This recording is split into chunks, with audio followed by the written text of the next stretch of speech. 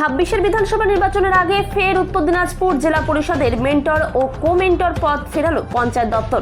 দ্বিতীয় দফায় মেন্টর পদে আলেমা নুরি ও কো-মেন্টর পদে অসীম ঘোষকে দায়িত্ব দিয়েছে পঞ্চায়েত দপ্তর।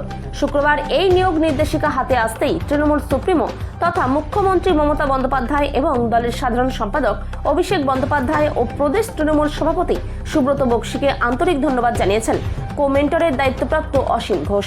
উত্তর দিনাজপুর জেলা পরিষদের কার্যনির্বাহী অফিসার তথা জেলা শাসকের কাছে 25শে আগস্ট মেন্টর ও কো-মেন্টর পদে নিয়োগ সংক্রান্ত এই নির্দেশিকা পাঠিয়েছেন রাজ্য পঞ্চায়েত ও গ্রামোন্নয়ন দপ্তরের সিনিয়র ডেপুটি সেক্রেটারি। প্রসঙ্গত, এর আগে 2018 সালের পঞ্চায়েত নির্বাচনের পর বিভিন্ন জেলার মতোই উত্তর দিনাজপুর জেলা পরিষদের মেন্টর পদে তৎকালীন বিদায়ী সভাধিপতি আলেমা নুরি এবং কো-মেন্টর পদে প্রাক্তন জেলা তৃণমূল সভাপতি অসীম ঘোষকে বসিয়েছিল পঞ্চায়েত দপ্তর। 2023 সালের পঞ্চায়েত নির্বাচনের পর এতদিন উত্তর দিনাজপুর জেলা পরিষদের মেন্টর ও কো-মেন্টর পদ শূন্যই ছিল। দল আপনার প্রতি আবার আস্থা রাখলো এবং আপনি গুরুত্ব দেন জেলা পরিষদের কো-মেন্টর হিসেবে দায়িত্ব কি বলবেন, কতটা উৎসাহ বা আনন্দ দিয়ে কাজ করবেন? সর্বপ্রথমে আমাদের মাননীয় মুখ্যমন্ত্রী এবং দলের সভানেত্রী শ্রদ্ধেয়া মমতা ব্যানার্জির শুভেচ্ছা জানাই।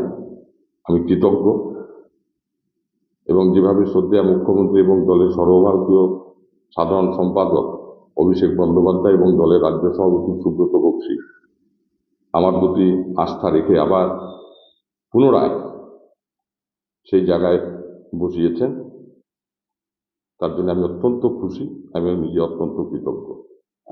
দাদা বলছি যে আপনি আর রয়েছে 2019 থেকে 2023 পঞ্চায়েত ভোটের আগে পর্যন্ত আমি জেলা পরিষদের কো-মেন্টর ছিলাম।